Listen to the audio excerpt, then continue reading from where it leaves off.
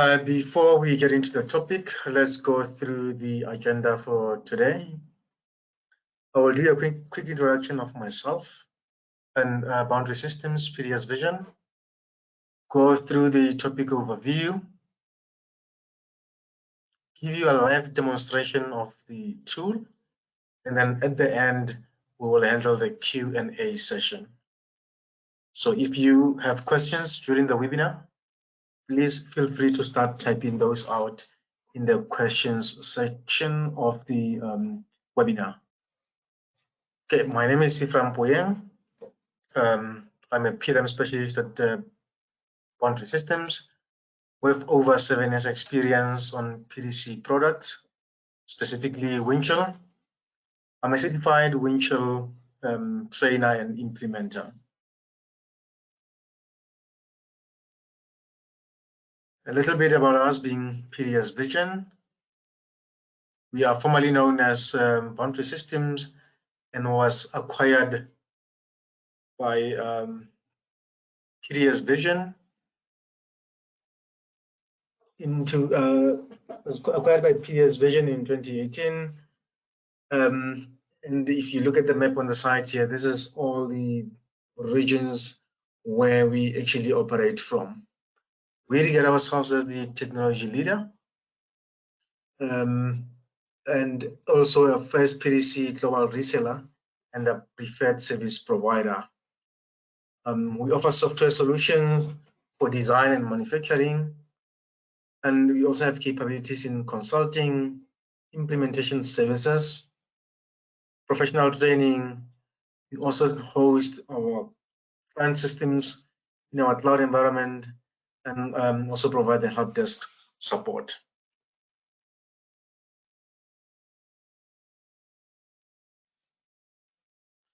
As I've said, PDC is our main partner, but we also partner with other solutions companies to make sure that we bring our customers a comprehensive solution that meets all their business requirements. I want to start off by, just before we get into the topic, by discussing the digital thread.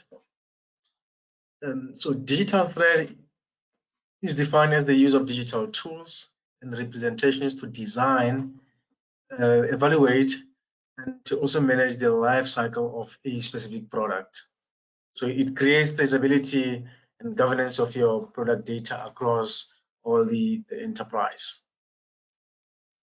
So the way we basically advise our customers to implement the digital thread or the PLM solution across their company is start off using ring 1 to 4, where you start with ring 1, where you basically just manage your CAD data, manage your documents, requirements in your PLM tool. And as soon as that data sort of matures, you don't move out, where you include things like the change management in the system as well. So making sure that you manage the workflow of the change management and the impact analysis of it through the system. And as that matures, you then move out and involve the other entities in the companies, like the manufacturing part of the company, where they basically leverage the CAD information and the BOM management that you got into from the inner two rings to actually build the manufacturing processes, the manufacturing bill of materials, and eventually the work instructions. And then once that also matures, you then move out to the IoT bit, where you basically fit in technology in this product. Once it is out there in the field, you can basically monitor how it's been used and any failures that gets reported, so that the data sort of gets pushed back into the system, so that when you build the next generation of that product, you would actually address those issues or implement those improvements that you had picked up from the feedback on the on-field product.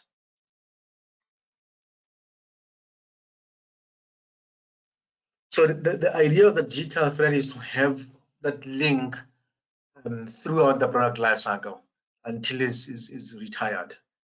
So basically, from the as design to as built, So you on the as-built, when you start manufacturing that product, you basically leverage what you have here as the as designed information of this product, and eventually as maintained, how that data or how that product is being serviced out there, things like the training manuals, service manuals, that information, having it linked and based on the actual data of that product, and making sure that if something changes downstream, that impact is also reflected on the upstream and can be corrected as such.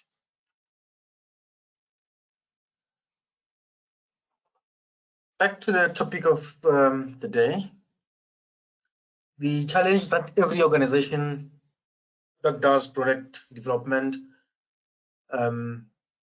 they face an issue where they've got a lot of data, 3D, 2D data that is actually coming from different sources. There could be someone who's designing in SolidWorks, and the other person is designing in Inventor, and the other one is an expert in Creo. They can only, but they prefer to only work in Creo. So you have all this data coming from all these different sources, and the challenge is making sure that this information is actually benefiting the product lifecycle of a product. And the other challenge is you also have the manual communication about product information and changes.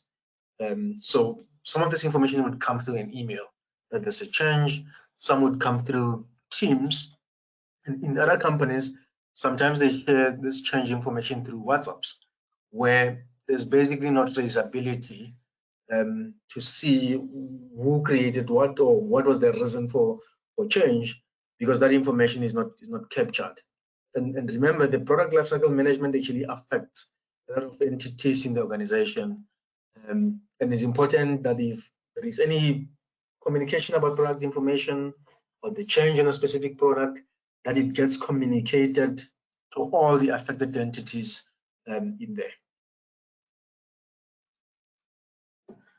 Right, and the solution, the basic solution for this is to have a product that will basically synchronize all that 3D design data across all the teams. So have this in just one single source of truth, and also making sure that there is that bi-directional communication about the product data and the changes, and also being able to see or be able to have traceability on why the change was made, who approved the change, and who's actually made that change on a certain component, and then who actually reviewed that and approved it. And also making sure that that data is being shared and accessible from anyone that needs access to that information. So having that solution, and also if there's a change that comes through, that change is sort of visible to all the entities, and all the entities that are affected by change gets notified in a form of a workflow, a change management system in the system. Okay, so in the environment that we will be looking at today, we'll be looking at the KTM motorbike. And then you've noticed that in this KTM motorbike, we are using a couple of tools to build this particular product. We have an in-house CATIA expert who prefers only to work in CATIA, and they're actually working on a petrol tank for this, or a fuel tank for this bike.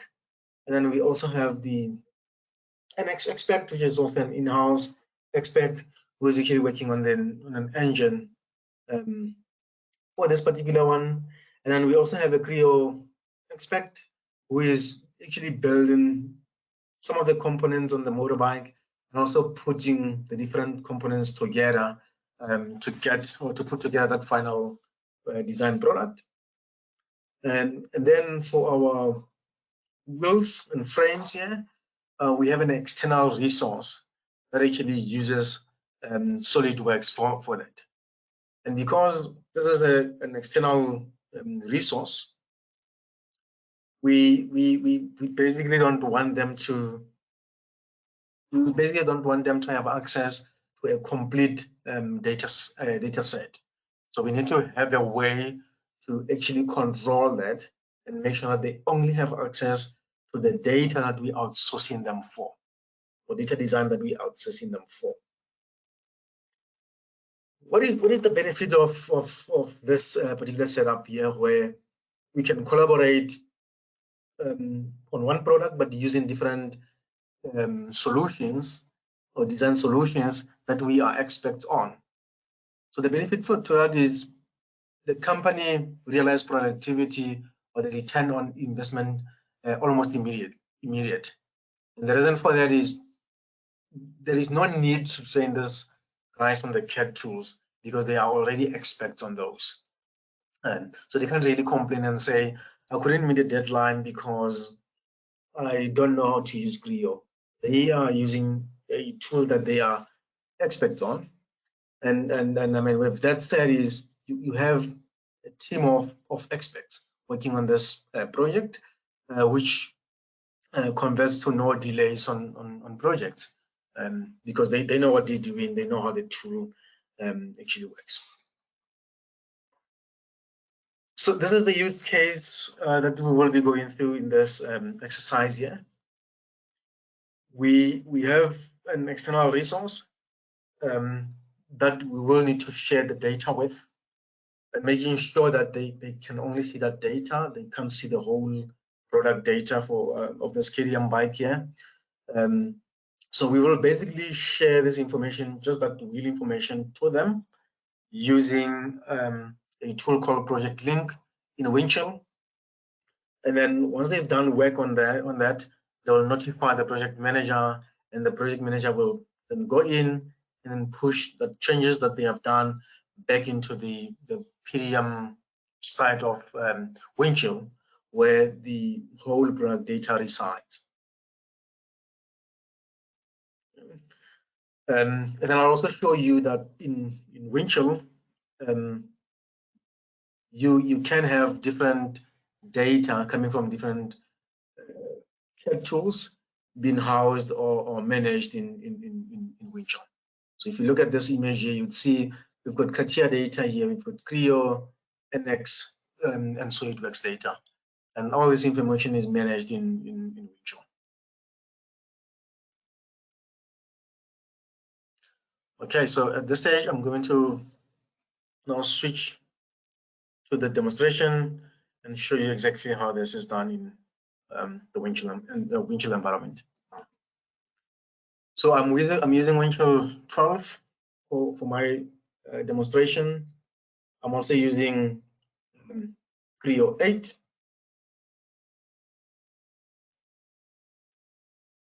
This is my CAD application, Creo 8. And then for my external resource,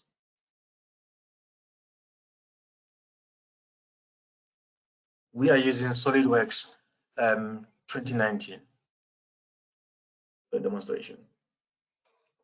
Okay. So I'm currently logged in as the org admin. This is my username. I am the project manager for this particular KTM bike project. Just to take you through Windchill environment quickly, I'm on the home page of Windchill, and then you'd notice that I've got a couple of tables in here. I've got the My Workspace table. So the My Workspace tables or workspace in Windchill are basically used to facilitate communication between Windchill and a specific CAD application. And then I also have a table called My Tasks. So all the tasks that are assigned to me, if I need to approve something, the task will pop up into this My Task table here, and I can go in and review information and then either approve or reject that promotion process. And Windchill can also be set up to your email system. So once a task is assigned to you, you'll also receive a notification in a form of an email, and then you can basically go in and review and then either approve or reject. Okay. And then there's also another table called Updates table. This is data that I recently worked on. So it shows in these tables, and I can quickly access this data from here. I don't need to go look for it in the system. And the last table in the list is the checked out work. This will list all the work that's been checked out to me. If I'm modifying something, or if you're modifying something in Windchill, you check it out so that it's logged to you, and no one else can modify it or check it out at that stage. They can still access it, open it in any CAD tool to view it, but they won't be able to modify it at all. Until you then save your changes and then check it back in, then they have now access to the latest changes you've made, and they can also go in and just modify that if they need to.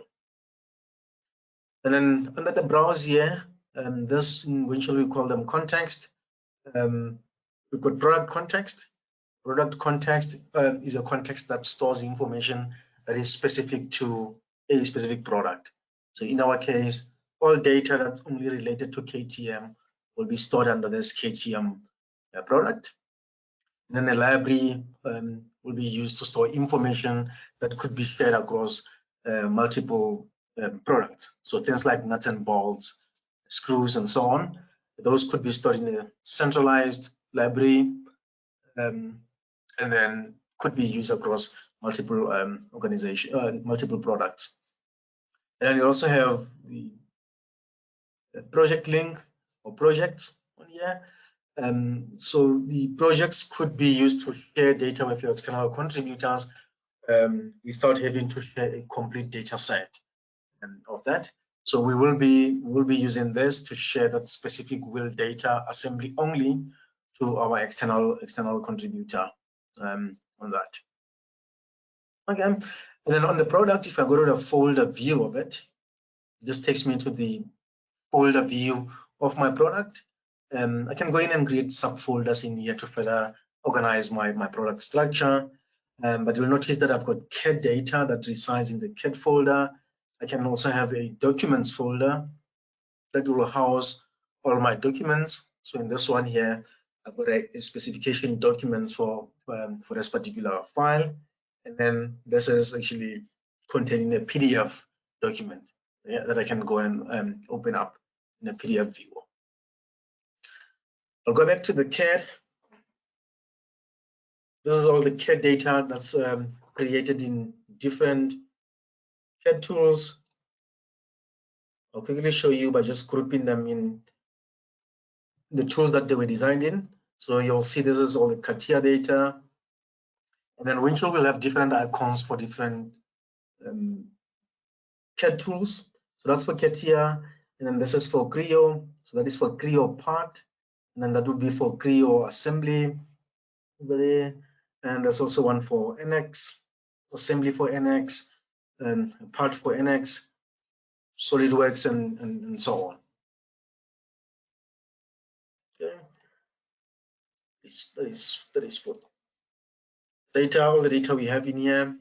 And I can also, if I'm looking for something that's in this particular folder here, and it's not listed on here, but I know the name of it, I can also search for it by using the session table function here. And then it returns me all the results that contain that KTM in either the name and the number or the number of it. And at any stage, I can go into the information of this particular component. If I quickly go into the details of it,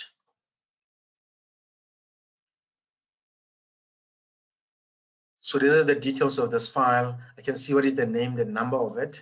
The status tells me that it is checked in at this stage, so it is not checked out for modification.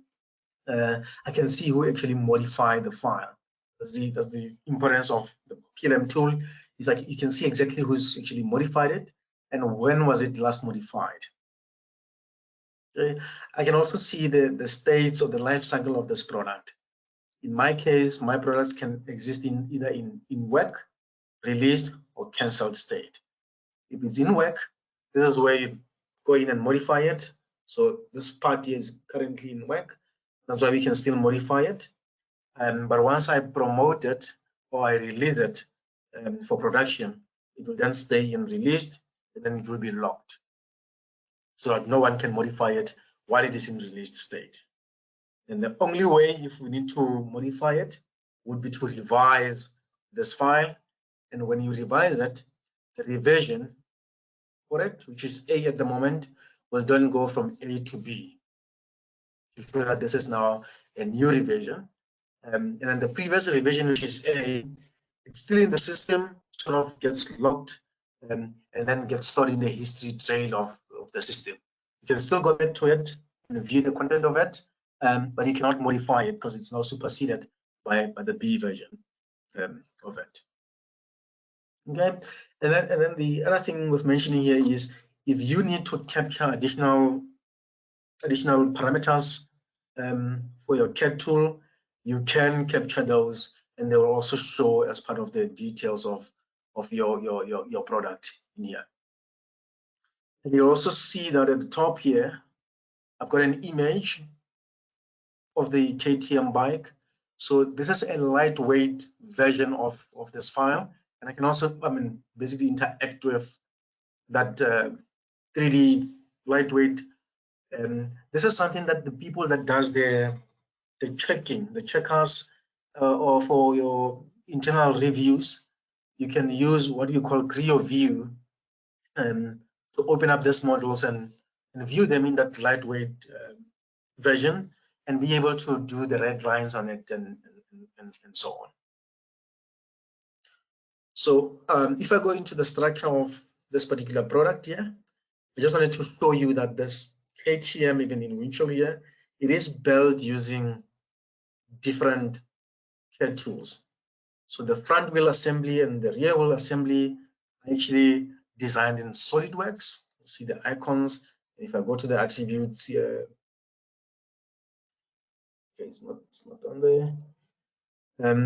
But this one's now designed in SolidWorks. There is a SolidWorks part over there. And if I go to the tank, for an example, you'll see that this was designed in CATIA. So you'll see the extension of the file is CAD part, and for an assembly is CAD product. So they were designed in those different tools, and then some of the components on here were designed in Creo parametric. So for the purpose of what we need to do for this demo, we want to communicate the information with our external supplier that we need them to make changes to this disc brake.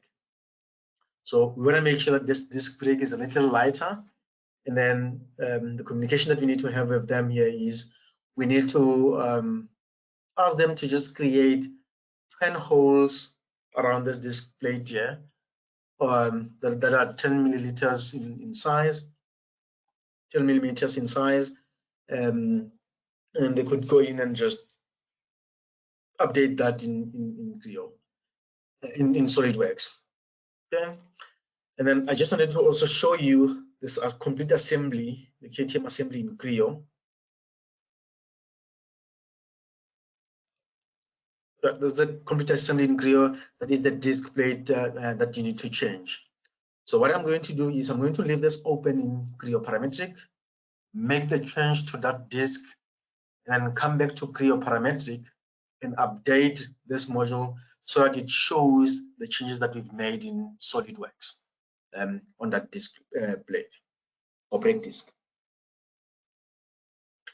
So I'm gonna go back and just take this disc brake and open it in Creo view.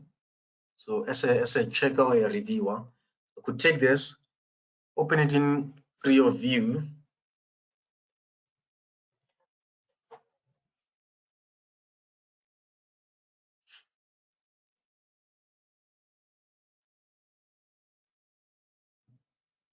and then start creating markups to it. So this is the Creo view software. So I can't really design in here, but I can red mark, I can view. If I'm not sure what's this diameter of this, I could go to the markups here, pick the diameter there, and then check what is the diameter of this. So I can see that information from there. If I need to communicate with my external supplier, I can go and say add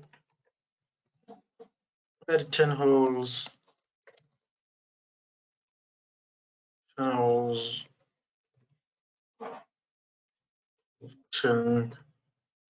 millimeter diameter. And then I could go and save this information as an annotation in Windchill against this.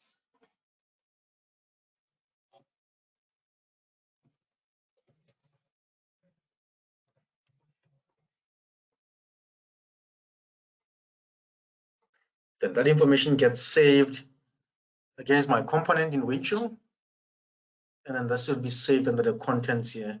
So this is the annotation that I've just added on there. But they would go and open it up with clear view on the end to see exactly what needs to be done. So once that's done,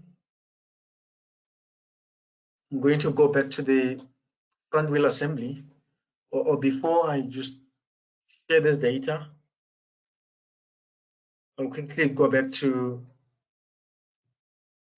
my supplier's machine over here who's using SolidWorks, and just show you that at the moment under the supplier project, which is this one here, there is no CAD shared with them at the moment. That CAD folder is currently empty. So now as a project manager, I will go and share this front wheel assembly with them. And to do that, I'll just go in and add this assembly to a project.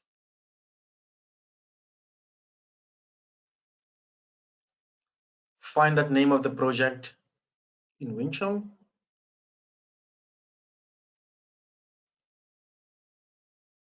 So the project name is called Supplier. Find it. And then in this project, I want to save this file in the CAD folder. Or this file's in the CAD folder. And then in the next step here, I've got a couple of options here. So by default, it is just sharing the data. They will be able to view this data, but they won't be able to modify it. But in our case, we want to make sure that they can modify all the data, but they should be able to add those holes to that break disk. So we'll go in and set this one as a PDM checkout, meaning they'll be able to modify it under that project as a supplier. And then we go ahead and share that data. So it's telling me that I've shared 12, and I've also shared one item for checkout. It's done. And now you'll also notice on here that there is an icon. If I hover my mouse over it, it tells me that this particular assembly is being shared to a project. Even if I go back to the product folder here, you also see those are the files that's been shared to the project. So it marks it for you. And then I can also see that break disk is actually checked out to this particular project. So they will be modifying that. So there's the indicators that shows you what is happening with your components in the system. Now we'll take the role of the external supplier, and I'll just go ahead and just refresh the page here. Notice that all the items that we've shared are now showing under this project now, under the supplier. And I can go in and open up this assembly from Windchill directly into SolidWorks.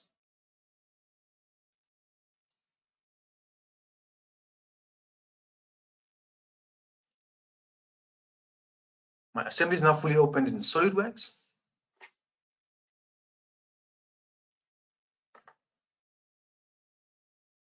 And now we can start the work of modifying the disk break. So I'll go ahead and open this disk break on its own, and then start creating the holes around the disk break.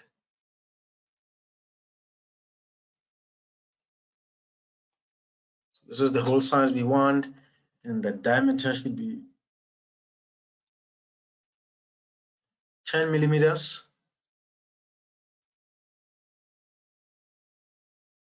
Then I can go in and place a hole, the disc. Yep, the hole is now created with the hole there, but we need to create 10 of these around that. So I'll then go ahead and create a circular pattern with it around the disc. And then this should be 10 holes. And we want to also make sure they're equally spaced. Boom. That is now done.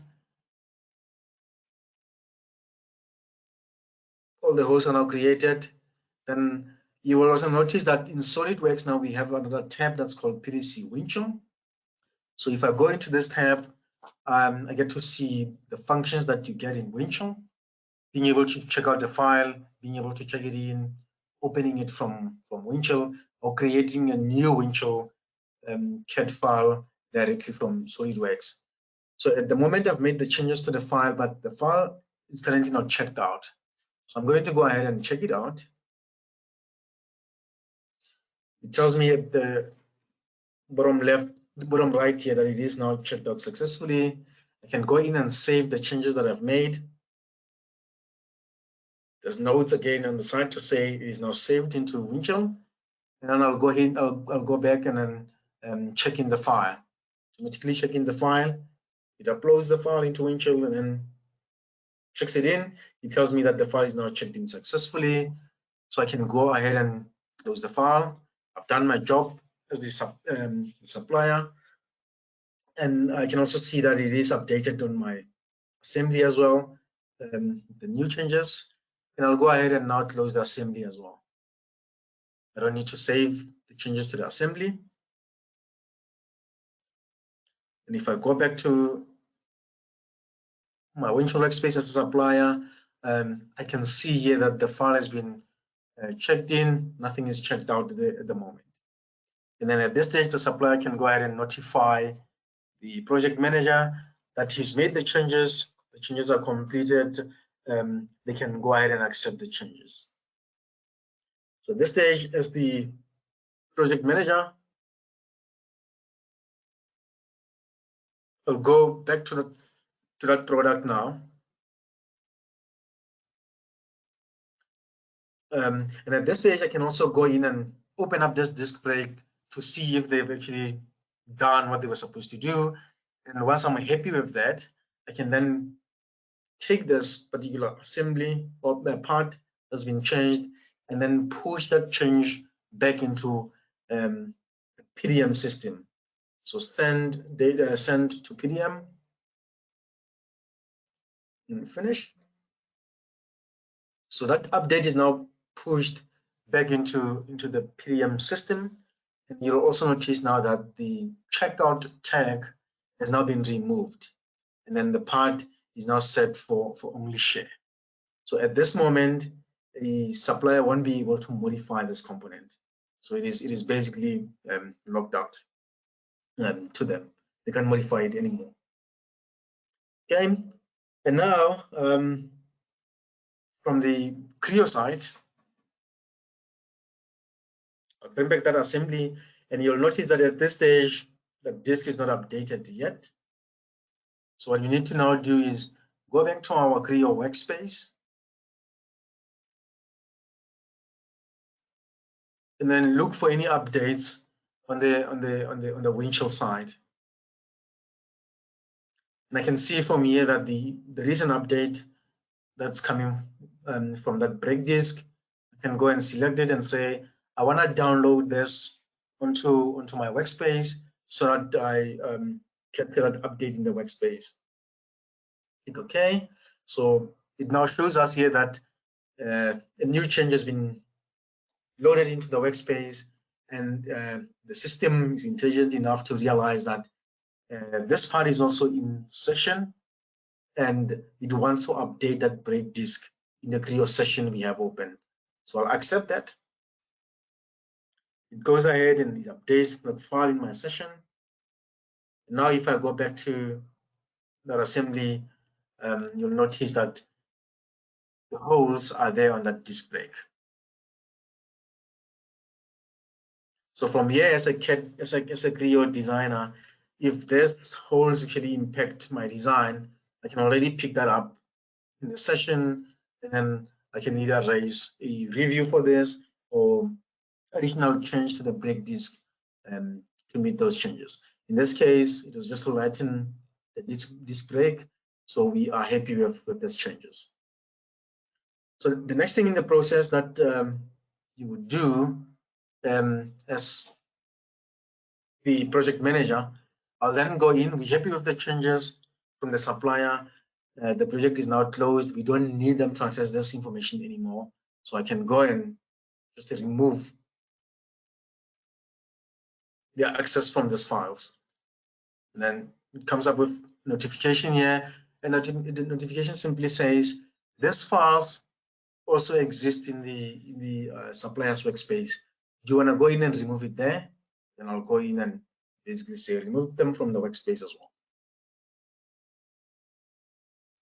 Then the share is removed. The files are then removed from the project folder. They're then taken off of that project folder. No access for the supplier to these files anymore. And then the next thing we need to do on the product side would be to release our data. So you realize at the stage that the data is still in work state, so we'll need to release it. To formally release it, we'll have to raise a promotion request for this. So I'll go ahead and create a new promotion request.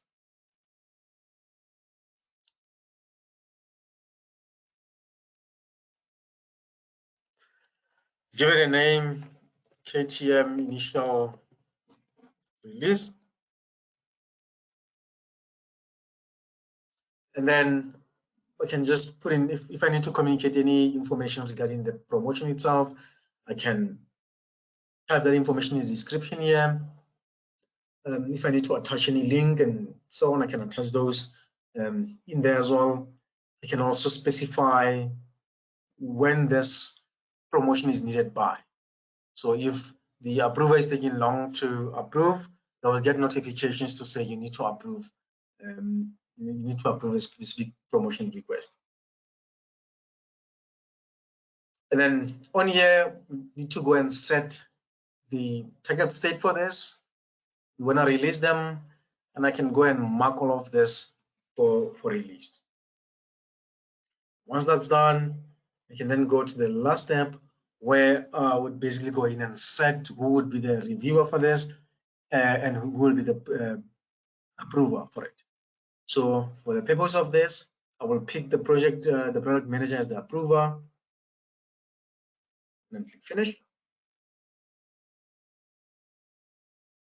So then once the promotion has been created, they will then receive a notification either through an email or in their My Tasks table to say they need to approve something. So if I go back to the home page, to my tasks table here, I'm just going to refresh. That approve activity will pop up in here. There we go. So you get a task that says you need to approve the promotion request. So I'll receive a task. I can see the objects that have been promoted in here.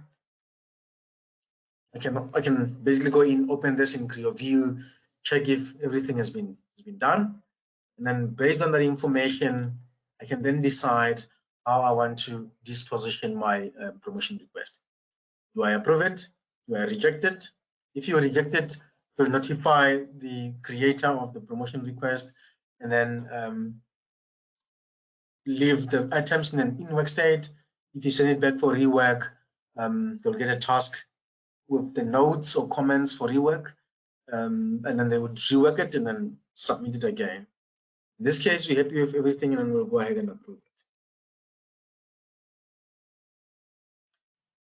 And once the approve has been completed, the files would now go into the release stage.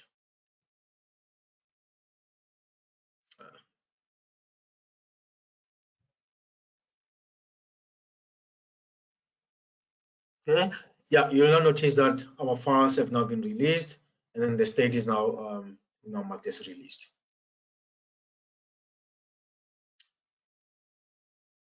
Okay, that is all I wanted to show as far as data management in Windchill is concerned. I'll now go back to my slides here, bring them up. So at this stage, I will handle the questions if there's any.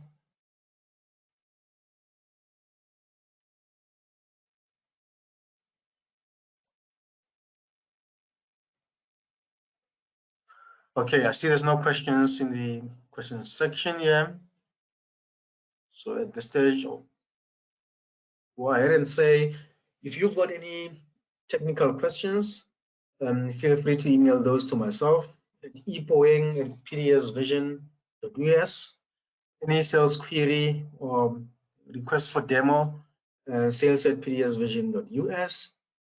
You can also visit our pdsvision.com website if you need any additional information. And if you wish at the later stage to revisit this webinar and rewatch it, you can also find it in our PDS Vision YouTube channel. So it will be uploaded in there. You'll be able to access it on it later this week. All right, I would like to thank you all for attending. And this is the end of the webinar. And thank you all for attending, and have a good rest of the day.